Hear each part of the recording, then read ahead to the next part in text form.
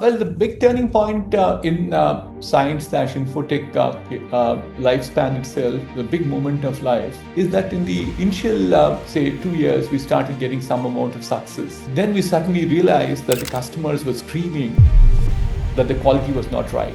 Just tell us about your roots. I know you're from Andhra Pradesh, but where did you grow up? What were these growing influences? I grew from a very middle class family. The three T's hidden one behind the other. It's called tools, technology, and training. So it was very easy for people to remember. It's called the .ppt framework, that we should have the ability to recruit the right people. What led from, let's say, the pathway from DCM to where you are today? I was in DCM. My background was mechanical engineering at my bachelor's level.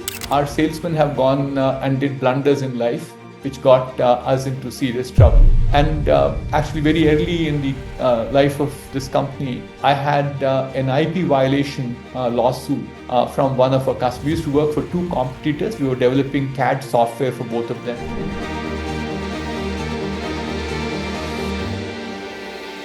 Good evening, everyone. Welcome to the very first episode of Unmute with Dr. Ganesh Natarajan, a space for candid, unfiltered conversations with India's most respected leaders. This series is very close to Ganesh's heart because it is all about discovering the person behind the title, their journey, their insights, and the moments that shape them. We are delighted to launch this journey today. With that, it's my pleasure to introduce our beloved host, Dr. Ganesh Natarajan. Now, Dr. Ganesh Natarajan is known as a member of several boards, and he is the chairman of 5F World, GTT Data Solutions, and Honeywell Automation India, as well as Lighthouse Communities. He is a former chairman of NASSCOM, the CII, National Committee on IT, and Harvard Business School Club of India. Joining Dr. Ganesh Natarajan, it is an absolute honor to introduce a true nation builder and visionary, none other than Dr. BVR Mohan Reddy. As the founder chairman of Cyient, he puts India firmly on the global ER&D map, and he built the powerful engineered in India brand, leading Cyient to serve future 100 companies worldwide. Beyond industry, Dr. Reddy has transformed India's higher education landscape through his leadership at IITs, NITs, and global academic boards. Of course, we cannot forget the fact that he's a Padma Shri awardee, pioneering entrepreneur, champion of innovation, education, and skilling, and of course, a lifelong advocate for nation building. On that note, I would like to hand over the show to Dr. Ganesh Natarajan to unmute the first episode of this fantabulous podcast today. Over to you, Ganesh. Thank you very much, Ranita. And Mohan, if I didn't know you as a good friend, I would have got really scared by that resume. So let me start by asking you an impromptu question. You have achieved so much in life. You've been one of the most successful leaders I know. Currently, of course, chairman of the Chairman's Council of NASSCOM, which means Mohan is the boss of all the CEOs of the IT industry. One But of us equals, nothing more than that. Thank you. no, but I want to ask you a basic question. Say, and at what point in your life did you realize that you had this immense potential to lead? Because leadership comes naturally to you. But as they say, some leaders are born, some leaders have leadership acquired, and some have leadership thrust on them. Which category do you belong to? Well, I belong to a category which I believe that I was designed to lead. I'll give you an incident that I started off as a management trainee with the DCM group way back in 1974, and I was assigned to an assembly a shop for diesel engine manufacturing, and there was a workers slowdown on the shop floor. So a colleague of mine and me, we decided the best way to solve the problem was we went and built the assembly line ourselves. We took a spot in the assembly line, and between both of us used to build about 3 to 4 engines in a single shift. And with that, we became very friendly with the union workers and heard their grievances, which I went back to the management to say that, some of them are very genuine and we need to resolve them. They heard me. They resolved a few of them. But more importantly, the management came back to me, the senior leadership. Actually, it was Dada Charitramji, who was to head the Shriram part of the DCM group at that point of time, came back and said, "Can you lead this shop itself?" And I said, "Yes." And he said, "You need to make 450 engines every week. There's a 6-day week that we used to have." And I said, "Lalaji, I will deliver." I kept up my promise. That's when I started discovering people see leadership in me and I can also deliver. So therefore, I start feeling that I'm designed to lead. And that's how I think it started slowly ingrained into me. Currently running one of the biggest design conglomerates in the country, Cyient. I guess design to lead is very appropriate for you, Mohan. And your story reminds me of mine because I also started on the shop floor in Crompton Greaves in Nashik. And there I remember it was a very strong union and materials was always a problem. So we actually designed a very unique material requirement planning system that did what we call reverse MRP. That is, depending on the material available for production, we would design the production schedule. And the unions felt a little cheated, saying that, look, hey, is this guy making us work too hard? But we were all good friends at the end of the day, and productivity went up 70%. So I think, yeah, those are the incidents that make us remember us fondly. But tell me a little bit about the width of your current role. I know about IIT, we all know about NASSCOM. Of course, Cyient is a huge success story. So, what all are you really into that, and that gives you the opportunity and the privilege of leading? Thank you, Ganesh. Again, Ganesh, I have a very limited role in the company that I found in Cyient. I'm currently the founder, chairman, and the board member. That's what the role I have, not only in Cyient, but in our electronics manufacturing company, Cyient DLM, and Cyient Semicon too. So there, I probably provide more amount of a high-level guidance to Krishna, who runs the businesses for us, and participate in board-level discussions and also governance. But the second part you said is I also spend considerable amount of my time in the academic world. Um, Ronita was very kind to introduce all about my involvement in two of the IITs, two of the NITs, and I'm also on the IIT Kanpur Development Foundation.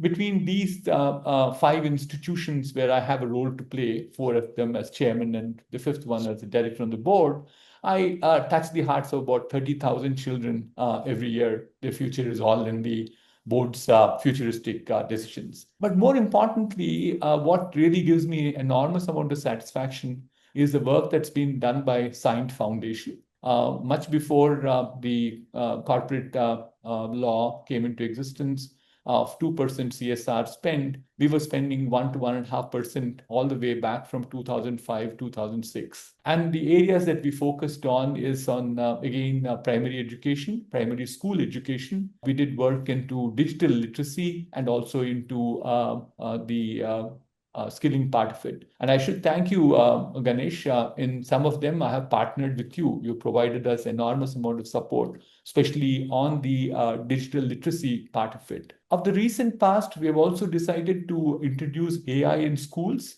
because I'm a strong believer that technology will transform the future quite intensely. More importantly, it is not that we should catch the children and make them aware of new technologies in engineering or in college, but more importantly, they have to happen in schools. So as a pilot in the Vizag district, we've got 50 schools in which we have introduced AI for 7th graders, 8th graders, and 9th graders. It's not part of the syllabus still, it's an optional that they are taking. But hopefully next year we'll make it a part of the syllabus itself. And equally important is one more initiative that we have in place in IIT Kanpur now, which is called Future Secure AI-led innovation, where we are trying to support 30 students in third year and 30 students in fourth year in computer science in making sure that they become startups. We'll also, we have committed to fund one startup in AI and one startup in cybersecurity. So these are some of the initiatives which certainly give me peace of mind and good sleep in the night. If I were you, I wouldn't sleep at night. There's so many things going on, but I guess each one of us is different. But let me take a flashback to maybe 5 or 6 decades back, Mon. So just tell us about your roots. I mean, I know you're from Andhra Pradesh, but where did you grow up? What were these growing influences? Did you have a role model, parents or uncles or whatever? So just tell us a little bit about your Mohan Reddy the person. I grew from a very middle class family. My father was a police officer. My mother is a homemaker. And my father was a very strong disciplinarian, 6 feet tall, with his khaki uniform, with stars and stripes that he used to have. And the mother was a homemaker who looked after the children, brought in the good habits into our lives, making sure that we are good citizens in the world, very God-fearing. So therefore, believe in God. Puja was the first thing that happened in the home. I might have a wrong last name, but that's what happened in our lives. But then what further happened was that because of my father being a police officer, he used to get transferred every 3 years. So my schooling was all over Andhra Pradesh. And from one town to the other town, where he became a superintendent of police for every district. And as a result of that, I didn't have many long-term friends. But I keep reflecting back and say the upside that was there, because I didn't have too many friends, was I did develop the ability to adapt myself to new friends every 3 years, literally. Because this is not the time where social media was there or cell phones was there with the children. So therefore, the only way was physical contact, and that could happen in school. So therefore, I think the plus was the adaptability that came by. And certainly, I think what a result of it is that what we grew is to become, we've brought that adaptability into our corporate life too. No, that's very interesting. Did you have any role models growing up? I'm sure your father, given the personality you describe, Yes. would have been a role model. But I mean, all of us, when we grow up, have somebody we look up to and said, "Oh my goodness, I wish I could be like him." Was there somebody like that in your life, the My teens, father, rightly you called out Ganesh. My father was my role model. The yesteryear police officer was very honest, very strict, a disciplinarian, man who led from the front. And all that used to make me feel, look, I need to grow up as my father. So some people even today think that, I could have been better off as a police officer rather than they joke with me. I like people to come punctually to time.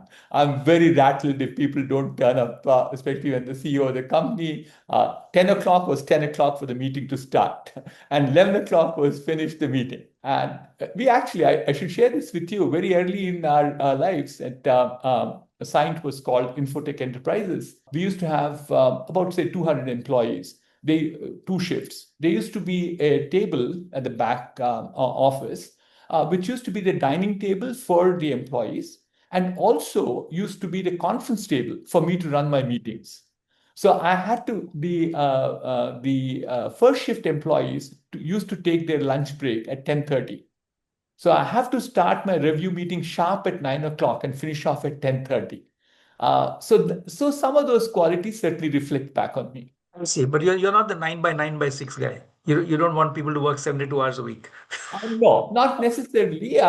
Certainly, I think you need to have a good work-life balance. Not to the extent that, we can switch off the phones at 5:30 and say, Correct. I'm leading a work-life balance at this point of time. But certainly, yes, I think families are important. Families are critical for our success. Therefore, you need to have a good social life, the family life, and the professional life. It's a good balance between all of them. That's my Sure. point. We will come back at the end, Mohan, to your thoughts on India and how we can grow as a nation. So we'll come back to that. But let me come back to your story. So you did all this, and then of course, as you also already said in the beginning, DCM was your first job.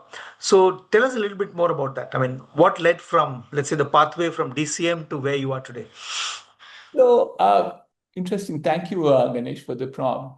I was in DCM. My background was mechanical engineering at my bachelor's level. My bachelor's was from Andhra University. My master's was from IIT Kanpur. IIT Kanpur was first time that I got the insights into computers. I learned all about basic programming, autocode, and Fortran programming, and used to run my programs. My thesis for MTech was assembly line balancing using heuristics. And so I got my insights into computers too. But at that point of time when I graduated, there were not many computer jobs. So therefore, I said, let's take the best. And those days, the dream job was DCM SMTs, they were called actually, senior management trainees. I took that role. I spent 2.5 years with Lala Charitramji. It was more an operations job that I had. And at the end of 2.5 years, I decided to go abroad. I did my second master's from University of Michigan. That's when I started getting more glued into computers. It was industrial management is my master's degree, but then that's when my eyes opened to say the whole world is moving towards computers, and I decided I should definitely build my career in computers as opposed to being in a shop floor doing operations and so on and so forth. So I searched around and finally found a job with Michael Bosch. And I also had both a family commitment and also a commitment towards this nation to come back. So as soon as I finished my master's, I did not work in the United States. I came back to India. Pardon me, I'll digress a little bit. Actually, my father was fairly sick when I left for US. So therefore, it was a personal commitment I made to him that I'll come back and look after him, which I did. That's a tremendous amount of gratitude that I have to myself, saying that, we kept up a commitment to somebody who was my role model. I decided to come back. I worked for Micro Bosch. That's when I got started experiencing systems analysis.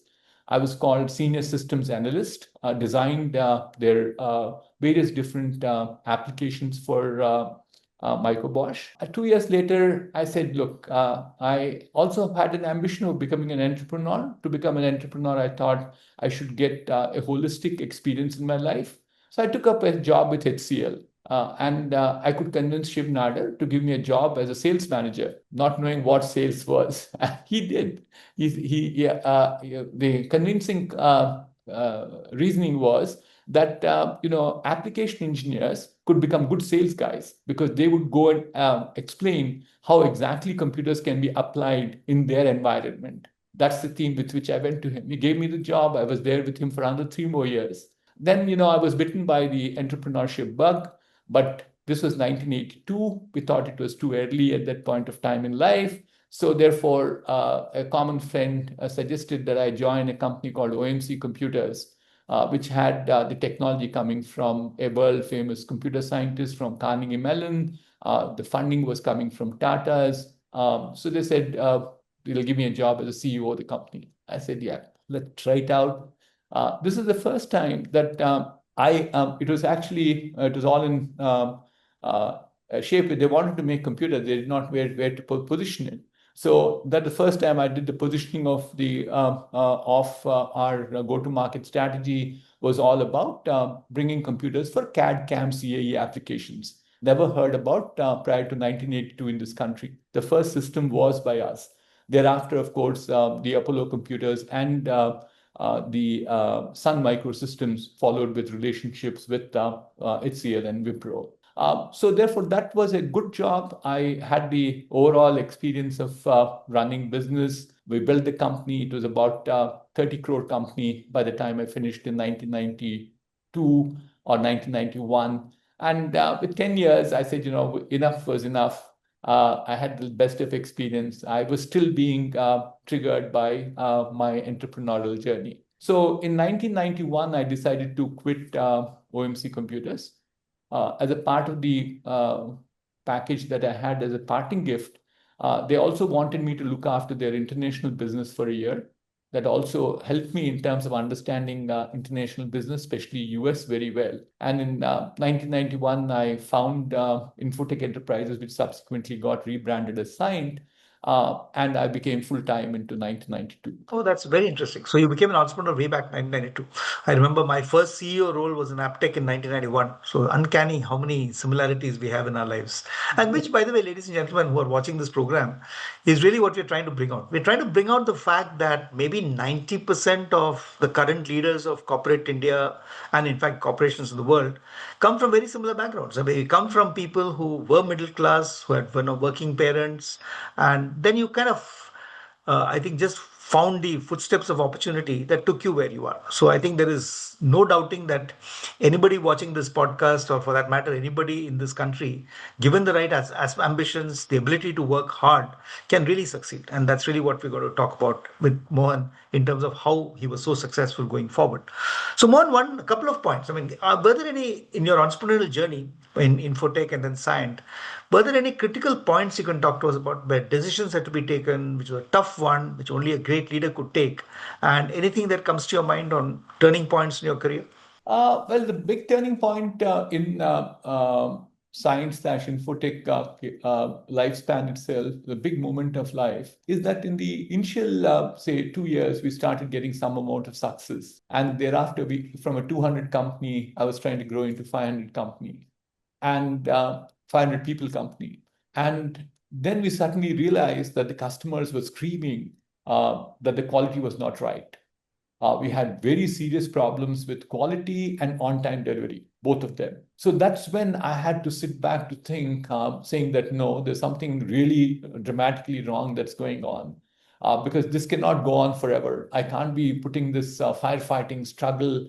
Customers are screaming, what do we do next? In the lighter vein, I tell this story too, that those were the days when internet was not available, the file transfer not on the digital networks, but physically we used to transport floppies from India to our customers in US. And for the floppies to be transported, there was only one courier service. It was the Blue Dart. And the Blue Dart pickup guy used to come at 5 o'clock in the evening. And never would our deliveries be ready but 5 o'clock in the evening. But if he left our front desk, then it means that the next shipment was only 24 hours later. It's not an hour later or 2 hours later. That would have mean, so therefore we used to hold him till about 8 o'clock, 8:30 in the evening, till he probably then ran across to the airport close by to go and deliver the package to them.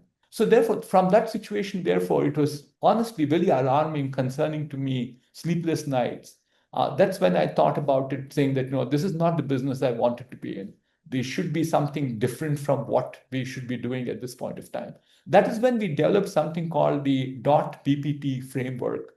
DOT was the customer in the center, and PPT was the three nodes in the triangle. The first P is for people, the second P for processes, and the third is a T, the three T's hidden one behind the other. It's called tools, technology, and training. So it was very easy for people to remember. It's called the DOT PPT framework. And basically trying to say that we should have the ability to recruit the right people, retrain them, reward them, retain them. They all are, the 4 R's used to come into play. And we said it can't be without processes. It can't be purely on skill. We need to put processes in place. We need to get the right technologies, use the right tools, and also train these people. And amazing were the results thereafter. From a situation where the customers screaming, they loved us. They used to ask us, saying that we don't get this quality outcomes from our own digitizers in the company, whereas you do this. And this is the secret of it. The PPT. So what is the lesson from this, Mohan? What is the decision that you took that kind of made this transition happen? The decision that I took is that, you need to think about what are the ingredients before scaling. I think scaling should not happen without having the right skilled people, without having the right processes in place, and not training people. So I think, we stepped backwards, made sure that we stabilized. Then from 500, we grew effortlessly a 2,000 people company in 16 months. So the key thing is that, unless you're ready, you should not be scaling. So make sure what are the things that are likely to happen before you scale. No, that's very interesting. And you've always been ahead of your times. If you look at Cyient, I think when everybody else was doing coding and programming work and maybe BPO had started, you were probably the first in engineering and aero and so many other areas. So is that again that innovation that comes to you from your education, or is it purely Mohan Reddy is unique? No, not at all unique. I'm a simple human being like anybody else, Ganesh. And I think the key thing is I love engineering. I love mechanical engineering. I feel that, I can talk about enthalpy, entropy, Otto cycle, diesel cycle effortlessly even after, it's about 50 years since I graduated, a little more than 50 years since I graduated. So, inherently I have a liking for engineering. So therefore, I didn't want to move away from engineering. That's one constraint I had. The second one is that I had to get a unique proposition to say that my company is distinctly different from others. In 1992, by the time we already started hearing about HCL, Wipro, TCS, then there used to be companies like ORG and several others. So therefore, I said, they all do IT services. Why not engineering? That was the idea with which we started the company. Engineering is core to us. Engineering outsourcing is a possibility. We were a little ahead of times, but we had to wait for a little while before we got this big breakthrough. But in that waiting period, we found a service offering, which is, again, engineering digitization. So the first service offering was digitization services that we did. And it so happens, Ganesh, that it's almost 32 years since we started the company. And there's a customer of ours who is 30 years old with us. And he was the forerunner of creating all these in-car navigation applications. He's, Wow. he still is a customer. He went through changes in ownership, but still continues to be our customer. Doesn't matter who is the owner. It's the relationship that we built. I see. That's amazing. So, I mean, as somebody says in management, you've discovered the paradigm of innovation in everything you do. But tell me one thing, Mohan, did you ever have any moments of self-doubt, saying, "Are we pushing the boat out too far? Is it something that we huge risk we're taking?" Anything like that came up in your career? Yes, Ganesh. I don't think anyone can avoid that. We said, are we growing too fast? We probably are. We might fall flat in our phase. So we have always been conservative in what we were doing. So that self-doubt is already there, saying that you look if because the self-doubt is a little more concerning, I think, with people who are first-generation entrepreneurs because they Sure. don't have much of fallback options. I sacrificed a big career of mine. I was a CEO of OMC Computers way back in 1982 to 1991. So gave up that career to come here. Now I can't go back again. So therefore, I should be doubly careful. So the self-doubt is always there. And self-doubt is the one you can learn from it. You could always go back, seek advice from others, seek counsel from others, seek their wisdom. And that is when even your colleagues, your peers start appreciating that they are involved in your decision making. So I mean, that brings me to a point that are there people that you have consulted during your tenure as CEO and then as entrepreneur who are still go-to people? Could be family, could be friends, could be mentors. So do you have people like that in your life, Mohan? Yes, Ganesh, I did have a gentleman who subsequently came and worked for us. Um, and he used to be a good friend of mine. He is the man who I said, my colleague who started building assembly line, who started assembling engines along with me in the diesel engine shop. Oh, Uh, I see. so Rajan Kassetti, he was my advisor. He was a board member from 1992 to all the way to 2005 or 2006. He decided to come and work for us, head our US business, but thereafter he decided to be on his own. He now is settled in US. So there were friends like that who a good consultative capability. If I had to weep on somebody's shoulder, pardon me for using that word, but it was Rajan's shoulder. Always, I have enormous amount of regard for him. See, amazing.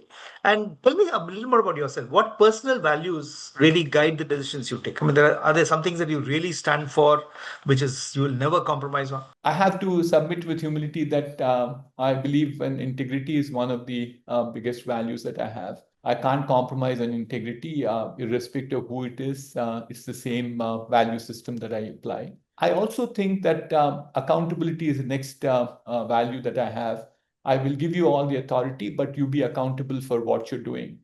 And so these two things, accountability and integrity, is something that I will never compromise. There was an incident we had somebody compromising on values at the level of the board itself at one point of time. And very conveniently, we requested his exit out of the company. So I was a full-time employee of the company, was an executive director on the board. There were murmurs in the company saying that, look, oh no, how can we do this to somebody? But I can't go public with it. At the same time, I can't allow it to go on. So there are incidents of that nature where unhesitantly we went ahead. My conscience is very clear. I did the right thing. I always tell myself, if you do the right thing, it doesn't matter. Your conscience is very clear. You can defend yourself thereafter. But on the flip of that, Mohan, I mean, have there been times when you had to demonstrate extraordinary empathy, saying a situation happened, somebody made a mistake, but your empathy took over and you said, let's be kind to the person and not just do exactly what is right from the contextual point of view? Sure. There are incidents where our salesmen have gone and did blunders in life, which got us into serious trouble.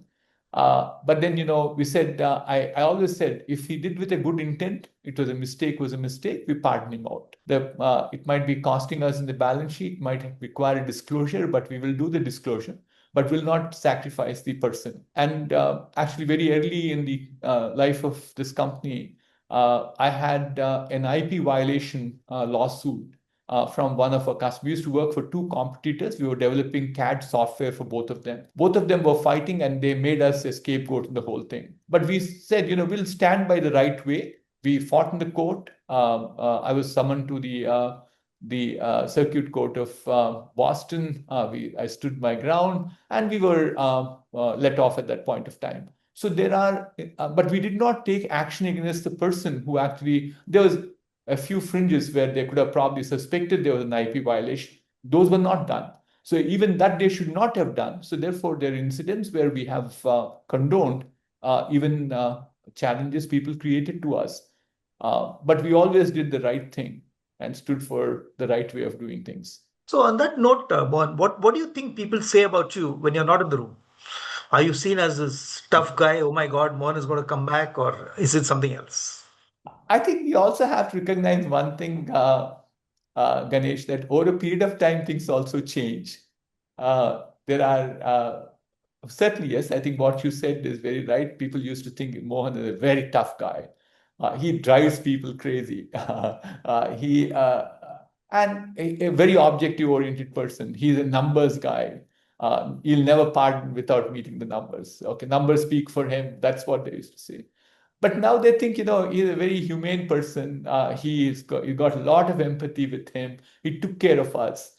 Because out of currently we employ about 18,000 people in the company, and there are about 500 of them who have finished 30 years with us. Oh, I And see.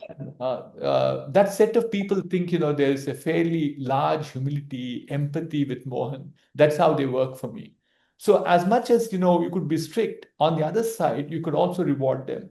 We seriously, Ganesh, very early in the life cycle of the company, way back in 1996, 97, we decided to get ESOPs into the company, which was not at all common at that point of time. The belief in life was that, we should share the wealth with the wealth creators.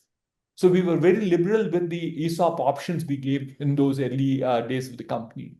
That certainly reflected back to say that, after all, I'm the founder of the company. I had the largest shareholding in the company at that point of time. The founder is certainly has empathy towards us in terms of making sure that we grew. Therefore, you see here the story saying that it is Cyient which built them the home, but they say Mohan built my home.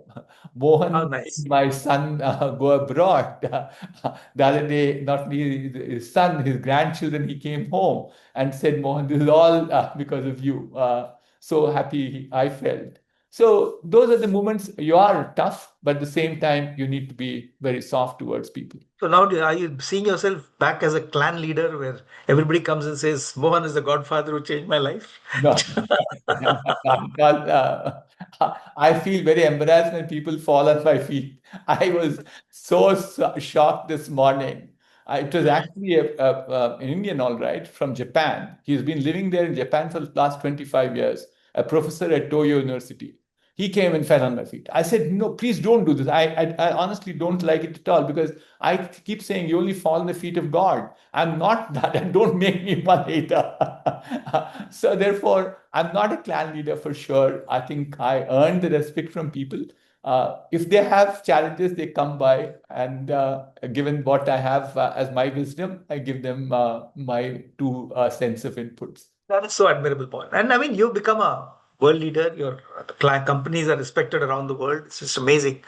But a question to you, and something that always never ceases to make me ponder: where are we going as a country? I mean, do you think? I mean, we have a Viksit Bharat agenda. We have so many great things going for us. The stock markets are doing fine. I think people respect the country for where it is. What's our agenda? What I mean, if you had a free hand to say that, look, these things must happen for India to be the country of my dreams. Any thoughts from that? Certainly, yes, Ganesh. I think lots of things are happening very positive for this nation. Certainly, the fact that we have a GDP which is where it is at this point of time, growing at about average 7%, becoming the third largest economy in about 2 years or 3 years from now. Certainly, the way in which our finances are being taken care of, whether it's the GST regime, the highest amount of collections that are going by the fiscal prudence that's come into the country, foreign exchange balances, all that are positive, positive, and positive. I think areas which require improvement or where we require attention at this point of time, and I'm doing my best to scream from my rooftops, I don't know till how long I'll do this, is I think the nation's future will depend on education. We require a lot more interventions in education. And especially the government schools at this point of time across the country are in a very pathetic stage. They went ahead in several instances. I keep telling the people over the policymakers that we went ahead and created the infrastructure. We spent money, but then we did not think about how to manage that infrastructure. We did not think about schools require teachers. Schools do not completely require only buildings. And does not mean building buildings is a key thing, but maintaining the buildings, equipping them. So those are the challenges which are there in terms of education. And education, they're now trying to slowly get into private sector. Private schools are coming by. There's no denying there are some very outstanding private schools. But at the same time, they're exorbitantly expensive. I was hearing somebody, there's a school which charges 12 lakhs a year. People like me went to school at 12 rupees a year. That's what the difference is. So, and I've still got good education. Education has been a cornerstone of my life. That is a big value that my parents taught me. You educate people, they will fly thereafter. So I think one intervention that is certainly required is in education, both at the primary level, the high school level, then getting into college education. Of the recent past, we've been hearing all these amazing stories about, say, Ashoka University, Plaksha University, or the couple of universities in South. But the fact of life is, if you look at liberal arts, you go to those colleges at this point of time, which are all in the government regime, there's nothing like a teacher. There's nothing like what they're learning at this point of time. So one intervention that I feel very strong about is education. The second one is all about R&D. Today, we spend a fairly admissible number, like 0.6% or 0.7% of our GDP into R&D. And even there, I further say that this money that's being spent is going more for just basic research as opposed to creating impact associated with them. So I've been a very strong advocate of translational research. That is, take the basic research, which is a TRL3 or TRL4, take it all the way to 7 or 8, which is prototyping, pilot production before it gets handed over to the entrepreneurs. So therefore, the interface between the academia and the industry has also to improve for research to go.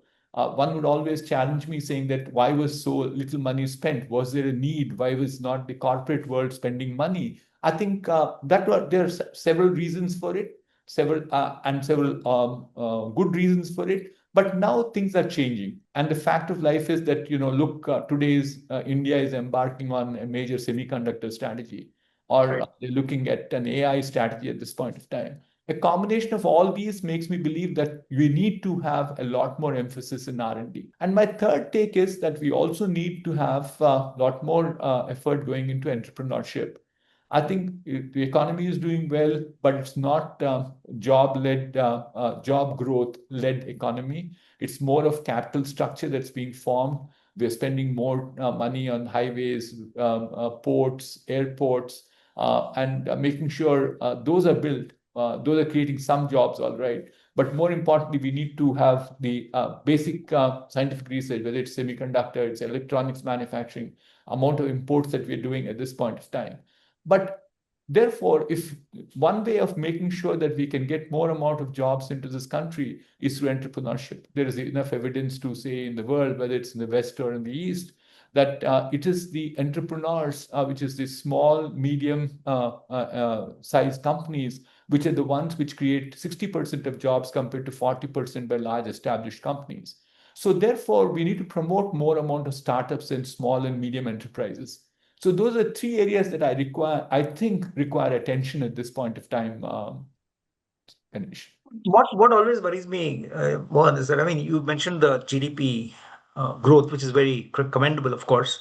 But GDP per capita, as we know, it's $2,800 per capita. And Even in compared to some of the lesser known economies, we are far, far behind. So, and that needs to be done for maybe 400 million people in India to really feel happy. So, is there something, I mean, is it skills? You mentioned entrepreneurship, of course, which is a big thing. So, is there a magic formula that we can do? I mean, China discovered the magic formula. They did the infrastructure, they created huge amounts of manufacturing jobs, but that was 2 decades ago. So, is there something that you can think of which India should benefit from? I think, rightly you pointed out, Ganesh, skilling is the key differentiator that we have. And I think I know you're doing a lot of work in skilling, and so is our foundation's doing at this point of time.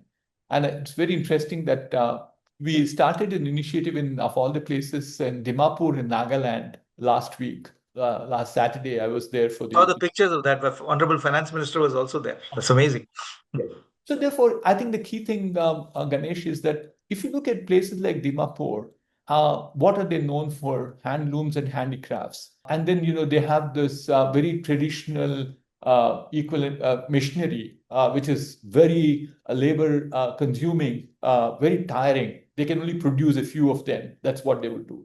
Now, the same thing you look at now technology interaction that will go on. And what we will see is going to be a complete different world in Dimapur in handlooms and handicrafts. You can do different designs. The AI machines are doing that for you. You can change them so quickly. There's more amount of automated equipment. It's not single thread sewing machines. You now can have 6 needles to 50 needles sewing machines at this point of time, which can get, and then, computer is feeding the patterns. So patterns can be made out of the sewing machines itself. So therefore, I think technology interface into some of the traditional work that we're doing is what will help India. So therefore, we should you look at what you called out a very important point. The per capita GDP of $2,600 or $2,800 is of a major concern.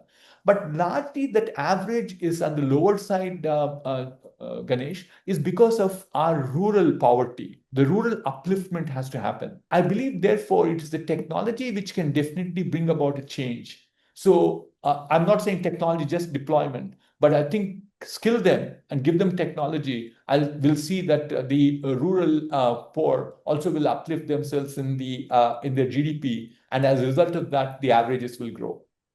So you're an optimist. Can be done. Yes, Ganesh.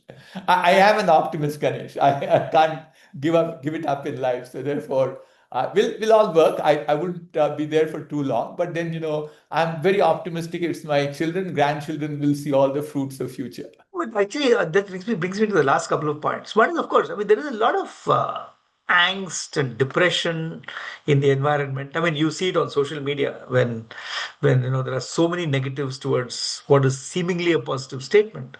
So, do you have any advice for people how to stay happy? I mean, we all have aspirations which are probably beyond our capabilities, or maybe not. But in that context, I mean, can we still be not complacent, but happy with what is happening and happy with where the future can be? Well, the question that I always ask myself is when I become unhappy, I go back to ask this question, why am I unhappy? And then if you go back to the root cause, you'll start saying it's a very frivolous thing. It'll disappear very soon. So therefore, getting unhappy about it will, and I keep saying this unhappiness, whom does it ruin? More often than not, it ruins yourself. Absolutely. Yes. It's spoiling you, your blood pressure is going up, your sugar levels are going up, whatever they're happening. Okay.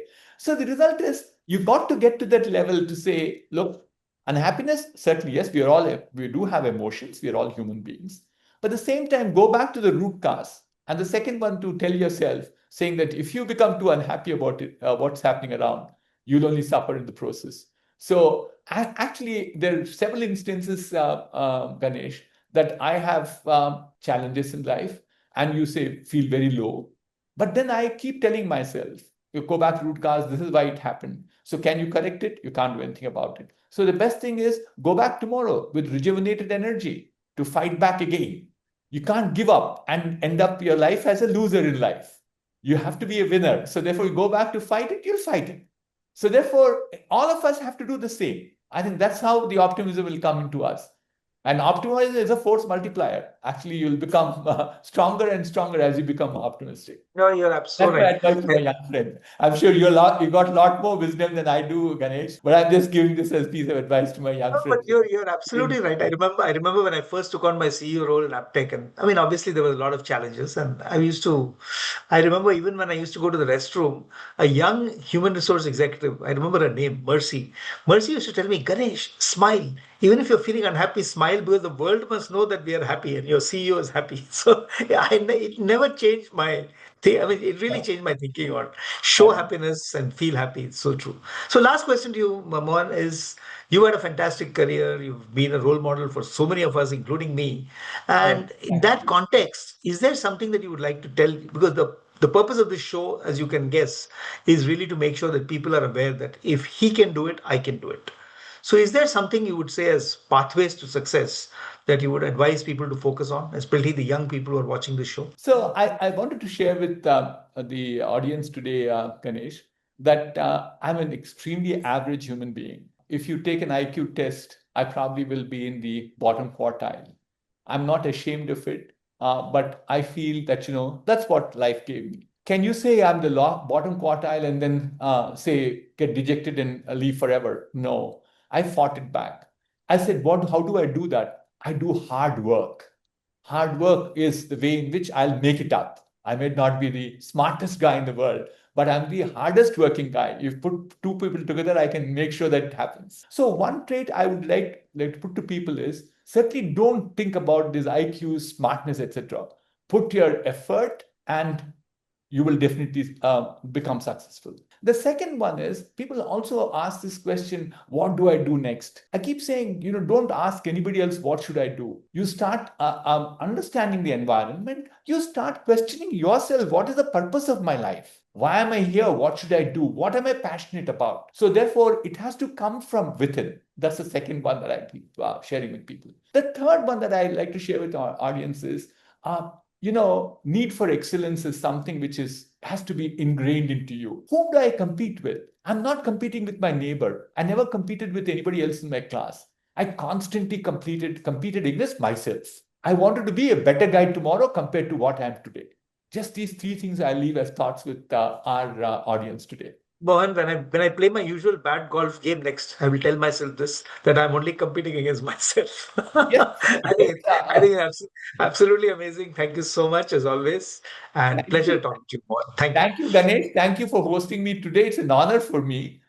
You have an equally successful track record as I do, and both of us are mutual admirers of each other. But sharing a platform with you, Ganesh, with you as the host, is an honor for me. Thank you very much for inviting me this evening. Thanks, Mohan. Thank you, Ganesh, and thank you, Dr. Reddy. A fantastic, conversation. And with that, we come to the end of our first episode of Unmute with Dr. Ganesh Natarajan. And we look forward to the next conversation soon. Have a lovely evening, both of you. Thank you, Monica. Thank you, Ganesh. I'll keep in Thank touch with you. you. Pleasure. Thank you so much.